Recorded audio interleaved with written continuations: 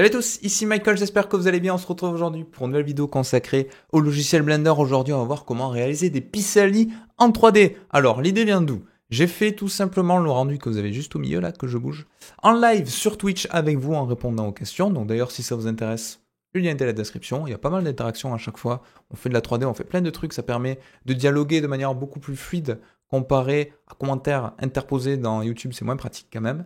Donc n'hésitez pas à checker ça. J'ai posté ça sur Instagram, j'ai eu beaucoup de retours, beaucoup de questions. Donc comment tu as fait un système de particules, comment tu as fait pour instancier ça, comment tu as rajouté un sky en rendu, comment tu as fait ton éclairage, comment tu as fait ton pissenlit de manière globale, etc., etc. Je me suis dit la plus simple des manières pour répondre à toutes ces questions, c'est de faire un tuto dessus. Ok? Donc dans un premier temps, on va s'intéresser au rendu qui est tout à droite, réalisé avec Blender, qui tourne en temps réel, juste à gauche, comme vous avez ici, comme ça vous avez la preuve que c'est fait en intégralité avec Blender. Et ensuite, on fera peut-être dans un second temps, si ça vous intéresse, si on a le temps, si c'est pas trop rébarbatif, un système de particules qui fait s'envoler les petites graines de pissenlit pour obtenir le rendu qui est à gauche. Donc tout ceci, on va pas le faire en une seule vidéo, sinon ça durerait 1h30, 2h, voire 3h si je veux vraiment rentrer dans les détails. Donc je vais découper en plusieurs parties. Donc dans un premier temps, aujourd'hui, si ça vous va, on va modéliser uniquement une graine avec des particules au bout. C'est ces graines-là qui vont être instanciées ensuite sur mon objet. Donc ce sera un petit peu une sorte de récursivité en termes de particules parce que j'ai un système de particules sur lequel je vais aller chercher un autre système de particules et sur lequel je vais rajouter un troisième système de particules si je fais cette émission-là. Donc avec des types de particules différentes. Donc la graine, ça ressemble tout simplement à ceci. Alors ça peut vous paraître très simple, la modélisation de la tige, vous savez la faire. Cette partie-là, c'est un petit peu plus complexe. C'est un système de particules de type R. On n'a pas encore trop vu ça sur la chaîne YouTube, sauf pour faire un petit peu de l'herbe ou des trucs très précis. Mais là, on va essayer de repartir un petit peu des bases, de vous expliquer pas à pas comment ça fonctionne et d'obtenir un rendu assez proche de celui-ci. Ok, donc nouveau fichier Blender, on part de zéro, on fait tout ensemble. En haut à droite, je vais juste rajouter dans le Image Editor Open mes deux rendus, comme ça j'aurai des références, très important à chaque fois d'avoir des refs pour les proportions, pour les couleurs, pour plein de choses. Et je vais afficher celui-ci pour avoir à peu près la shape de ces particules qu'on va commencer à modéliser. Alors comment je modélise ça? C'est pas compliqué, je vais supprimer le cube de base, les raccourcis clavier comme d'habitude sont en bas à droite, et je vais rajouter un cylindre, c'est la forme qui se rapproche le plus. Le système de particules, on le fera dans un second temps. Si c'est uniquement cette partie-là qui vous intéresse, vous pouvez regarder dans la description, je mets à chaque fois, vous savez, les timelines, les chapitres, sinon c'est sur la timeline directement de YouTube. Normalement, vous pouvez cliquer à un endroit spécifique, ça découpe en chapitres quand je mets la minute et la seconde près. Donc voilà, c'est quand même assez pratique s'il y a une partie de la vidéo qui vous intéresse. Je vais rajouter un nouveau mesh, Shift A, de type Cylinder. Je vais faire un petit rescale avec S. Il me le fait par défaut de manière homototique, donc c'est-à-dire homogène en X, Y, Z. Moi, je veux un changement d'échelle en X, Y, mais pas en Z. Donc Shift Z permet d'isoler Z dans la transformation. Et là, j'ai quelque chose qui ressemble à ça. On va dire qu'on est pas mal en termes d'échelle. On va pas s'intéresser vraiment à la dimension de l'objet. Si ma tige devait faire dans la vraie vie 7 cm et que là, elle en fait 18, c'est pas très grave parce qu'après, le système de particules me permet d'overrider cette notion d'échelle. Il a sa propre notion, donc c'est pas très important. Je vais juste faire un CTRL A dessus, Scale, pour appliquer vu que j'ai changé l'échelle. Et là, on est parti, je peux commencer à modéliser un petit peu la graine qui est en bas. Donc je passe en mode édition, je prends ma face. Là, je vais assez vite parce que ça, normalement, vous savez le faire. Je fais un changement d'échelle comme ceci. Voilà. Et on est bon. Là, vous dites, ça ressemble pas du tout. C'est normal. J'ai pas de subdivision, j'ai pas d'adoucissement. C'est un premier jet, on va remodifier ensuite par la suite. Je fais CTRL 2 et CTRL 2 permet quoi? De rajouter automatiquement un modifieur, si je vais ici, de type Subdivision Surface, un algorithme Coleman-Clark, c'est-à-dire qui vient adoucir ma surface. Je fais un clic droit Sheet Smooth, je crois que j'avais déjà fait. Et maintenant, je peux venir retravailler un tout petit peu. Alors, première chose que j'aimerais faire ici, j'aimerais bien un décrochage de topologie, pour vraiment avoir la sensation qu'on a une graine avec une tige qui a poussé à l'intérieur.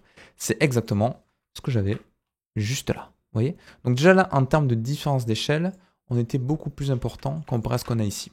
Donc je vais sélectionner ces faces-là, je vais faire un changement d'échelle sur tous les axes, sauf sur Z, comme tout à l'heure, pour avoir quelque chose qui ressemble à ça. Donc là, on est pas mal. Et pour faire le petit décrochage, pas compliqué, CTRL R, je prends une coupure et je la rapproche d'ici. Et plus je vais me rapprocher, plus le décrochage va être important. Donc si je le fais là, directement, vous voyez que j'ai un décrochage très brut. Si je le fais un petit peu plus lointain, je vais avoir un décrochage un petit peu plus adouci. Je peux prendre également ces arêtes, faire un petit rescale, et là, on est pas mal. Donc là, j'ai un petit souci en bas. Alors, j'ai un gros souci même. C'est que j'ai pas fait un rescale en sélectionnant... Bravo, en sélectionnant le tour de mes objets. Donc ça, quand j'ai sélectionné les faces, j'ai fait ça, j'ai fait un rescale. Alors très important, j'ai bien fait de faire l'erreur comme ça vous permet de revoir un petit peu comment on procède. De possibilités. Soit avec Z, je passe en vue wireframe et j'ai une sélection par transparence qui s'active. Soit en haut à droite, elle est présente juste ici, le toggle X-ray. Et là, quand je sélectionne mes faces qui visuellement sont proches de moi, il va sélectionner tout le tour. Donc moi, par habitude, je fais avec Z, wireframe, je prends mes faces, S, Shift Z, et je peux changer un petit peu la forme de celle-ci. Ok? Donc je peux faire ma coupure comme tout à l'heure. Hop là, par exemple, comme ceci.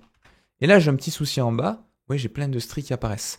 Ça, c'est normal. C'est mon subdivision Cadmer-Clark. Il comprend pas tout parce que là, il doit subdiviser des quads. Et d'un coup, il arrive sur un headgun. Un headgun, c'est quoi? C'est une face qui est constituée de plus de 4 arêtes. On a les triangles, donc 3. On a les quads, 4. Et on a les endguns supérieurs à 4.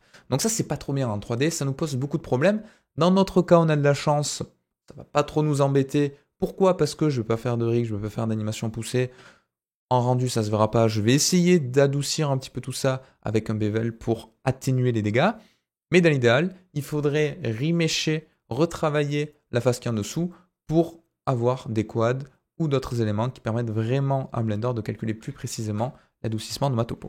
Là, si je fais un CTRL B, comme ceci, vous voyez que de suite, j'ai beaucoup moins de problèmes qui vont apparaître visuellement. Par contre, si je vais dessous, on les retrouvera. Bon, c'est pas très grave. Moi, je vais changer un petit peu la forme de tout ceci sans tenir compte pour le moment des soucis que j'ai en bas, pour avoir une graine qui a une forme un petit peu différente. Donc, par exemple, quelque chose qui va ressembler à ceci. Tac. Donc là, on est pas mal. Et je vais refaire un très léger bevel juste là pour atténuer la sensation de subdivision. Et donc là, on a bien la graine. Donc, si je veux changer un petit peu la topo, c'est pas compliqué, je peux élargir un petit peu, je peux prendre ceci, voilà, je peux faire quelque chose qui ressemble à ça. Là, j'avais une forme particulière, bon là, j'en ai une autre. On va dire qu'on est pas mal. Ok? Je vais faire la même stratégie de bevel en haut de mon objet. Je sélectionne ma face, CTRL B, je fais un petit bevel, comme ceci. Donc là, c'est pas très important. Pourquoi? Parce que dans tous les cas, je vais avoir mes particules qui vont apparaître juste en haut. Ça va masquer toute cette partie-là. Donc pas très important. Et donc là, on a ceci. CTRL S. On a un début. Alors du coup, je trouve que ça, c'est peut-être un petit peu trop large. Donc je vais sélectionner cette partie-là. Je vais refaire un rescale avec Shift Z pour avoir quelque chose quand même d'un petit peu moins large comparé à ce qu'on avait. Ici, je suis un petit peu moins satisfait. Donc là, je pense qu'on est pas mal. On est good. Ok? Donc maintenant, je veux rajouter un petit peu d'aléatoire dans mon objet. Pourquoi? Parce que c'est quelque chose qui est organique, qui est créé par la nature, c'est une sorte de graine avec des tiges. Et dans la vraie vie, la nature crée très rarement des choses parfaitement rectilignes, parfaitement alignées. C'est plus un côté manufacturé qu'on a ici. Vous voyez là sur le rendu, si je zoome, mes particules, elles ont un petit peu des variations. Donc j'ai pas quelque chose, on le voit très bien ici, j'ai des petites courbures. Alors comment je fais? Je vais passer en mode édition, je vais faire CTRL R et je vais rajouter 3 coupures, juste ici. Ok? Ces 3 coupures, vu que j'ai des subdivisions, ça m'arrange. Si je passe en view wireframe, que je prends ces arêtes, si je les décale un tout petit peu, vous voyez ce que ça fait? Ça donne une courbure de suite. Je vais faire pareil ici, une courbure sur le côté. Tac. Et voilà, et là j'ai quelque chose qui n'est plus parfaitement aligné. En haut, on retombe quand même sur quelque chose qui est plat, ça va nous arranger pour le système de particules. Donc là, j'ai fait une courbure uniquement dans ma vue de face. Si j'appuie sur 3, parfaitement aligné. Donc on fait le même process. Je prends cette partie-là, également celle-ci, tac. Et là, j'ai bien un objet qui est aléatoirement, on va dire, on l'a généré à la main, donc c'est pas vraiment aléatoire, mais on a défini une courbe un petit peu particulière. CTRL S. Et là, on part sur la partie qui, je pense, vous intéresse un petit peu plus, le système de particules. Alors, le système de particules, il a ce qu'on appelle un élément qui va générer, qui va faire spawner les particules, que je vais devoir définir dans un premier temps. Comment je fais? Moi, j'aimerais bien que mes particules partent d'ici sur un objet différent. C'est très important, je sépare les deux objets, c'est un petit peu plus simple en termes de processus. Donc, je passe en mode édition, je sélectionne ma face du dessus, très important, Shift S, cursor to selected. Et là, ça fait quoi? Ça va déplacer mon curseur 3D à la position de cette face. Et le curseur 3D dans Blender, rappelez-vous, c'est quoi? C'est lui qui fait référence lorsqu'un objet est rajouté dans la vue 3D. Il prend sa position et sa rotation du curseur 3D. Donc là, il est juste ici, donc c'est parfait. Si je fais Shift A et que je rajoute un mesh de type Hemisphere, il apparaît bien au bon endroit. Je vais réduire un petit peu son échelle. Donc c'est à partir de lui que va apparaître les particules. Voilà, par exemple pour obtenir quelque chose qui ressemble à ceci. Je pourrais le rescaler après coup, c'est pas très grave. Et je vais appuyer sur le slash pour l'isoler du pavé numérique. Et là j'ai ça. Je passe en mode édition et je vais supprimer un certain nombre de faces. Il faut savoir que les particules par défaut elles vont apparaître de manière perpendiculaire, donc en suivant les normales de mon objet. Donc là, si j'affiche les normales juste ici, tac. Voilà, mes particules en gros elles vont ressembler à ça.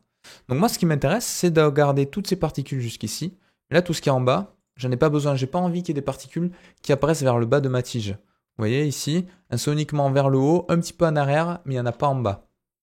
Donc là je veux la même chose. Donc si je passe en mode édition, wireframe, je vais sélectionner, hop là, ces arêtes là, CTRL+, ces faces là, pardon, X faces, pour garder uniquement ceci. Je peux enlever mes normales, hein, mais mes particules ce sera plus ou moins la même chose. Et j'obtiens quelque chose qui ressemble à ça. Clic droit, Sheet Smooth. Je peux enlever l'isolation. Et là, magnifique, je peux changer un petit peu l'échelle pour matcher un petit peu plus, sinon je vais avoir un petit décrochage. Bon, au pire, on pourra le cacher dedans, c'est pas très grave, hein, contre la scale. Je vais rajouter un système de particules, j'appuie sur plus, et là on est terriblement déçu. Pourquoi? Si j'appuie sur espace, vous voyez ce que ça fait? Une sorte de bougie. Alors pourquoi? Parce que Blender, il a un système de particules qui est divisé en deux parties, il ne fait pas de différence par défaut.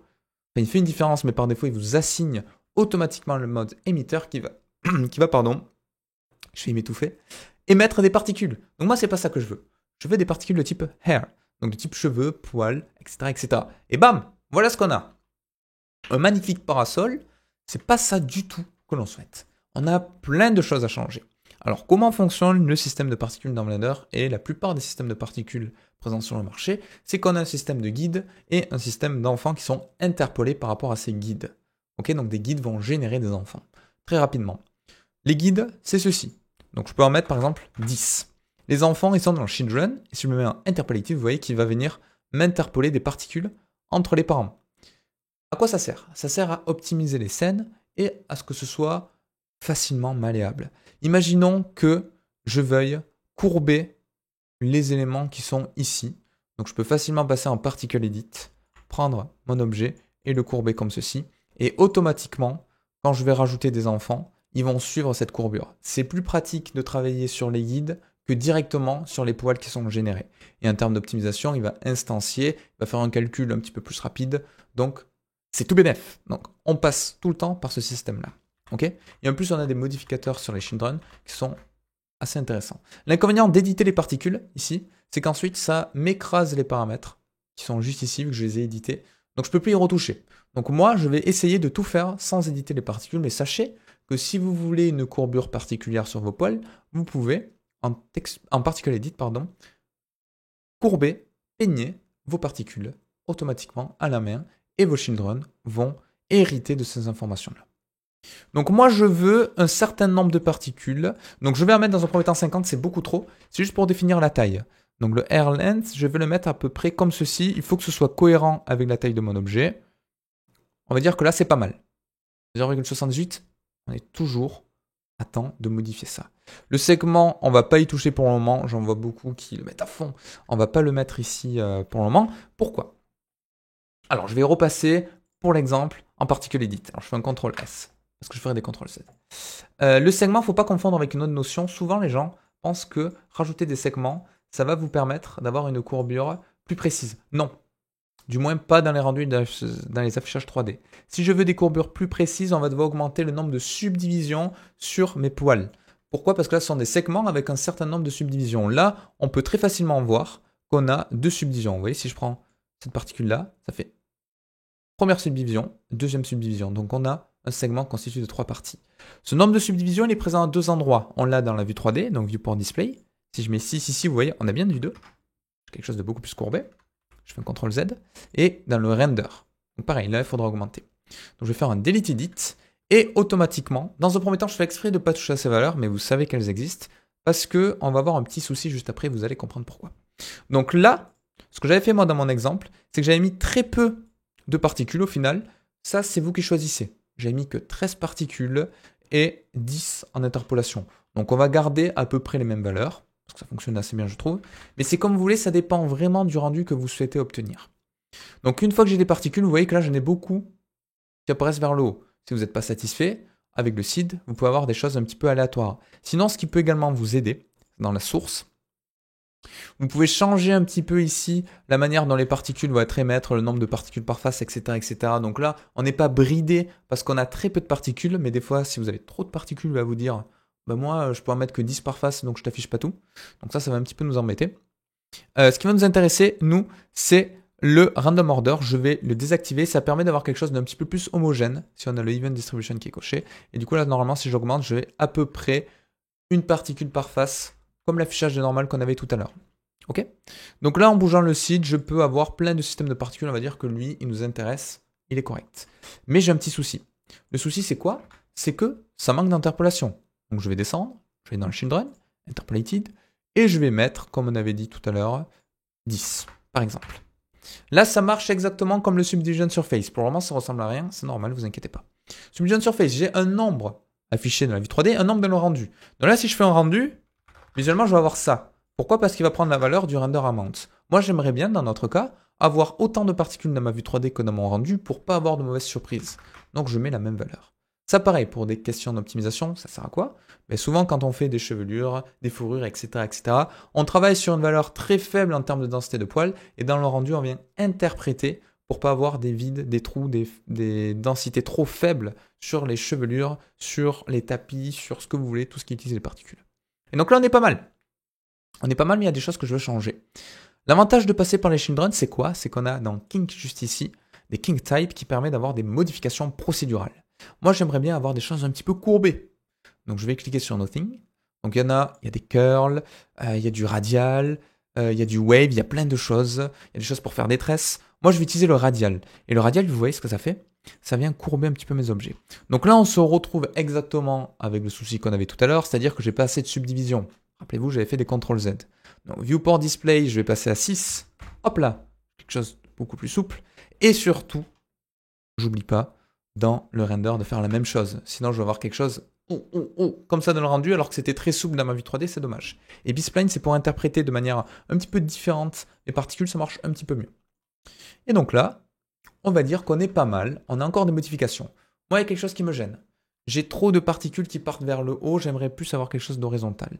Alors, soit je peux essayer de bonifier le site jusqu'à avoir quelque chose qui correspond à ce que je souhaite, soit je peux enlever des faces dans la génération des particules en faisant du weight painting, soit, solution plus simple, je peux, avec S et Z, écraser un petit peu mon système de particules, et vous voyez qu'automatiquement, bon, plus je l'écrase, hein, bon, faut pas abuser, plus ça va partir un petit peu plus vers les côtés. Donc moi, je vais faire quelque chose qui ressemble à ceci.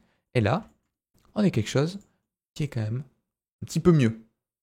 Là, on est mieux, je trouve. Donc on a encore des modifications à effectuer.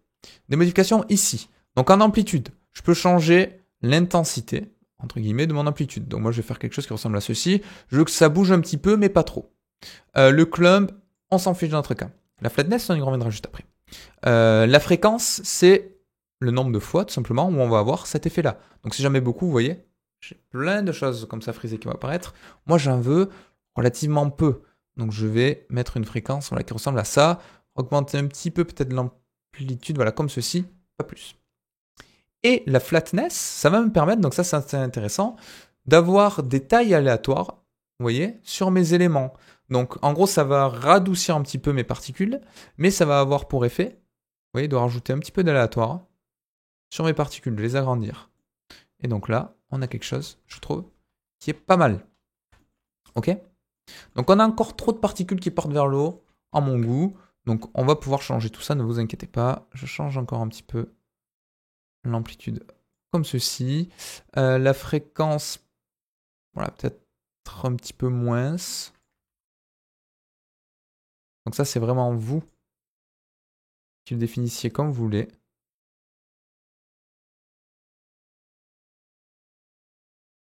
Si vous voulez un effet cartoon ou autre, ça va changer.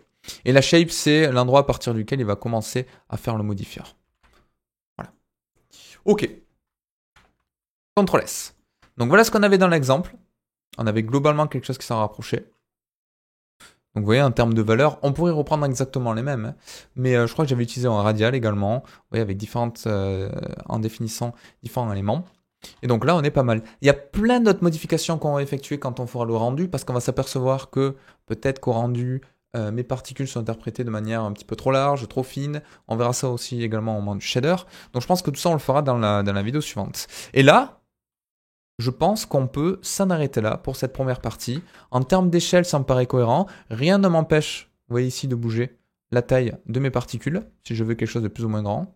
Donc je vais faire quelque chose qui ressemble à peu près à ceci. Je pense qu'en termes de proportion, on est assez good. CTRL S. Et voilà. Et la prochaine fois, on fera tout ce qui est matériaux de cet élément-là.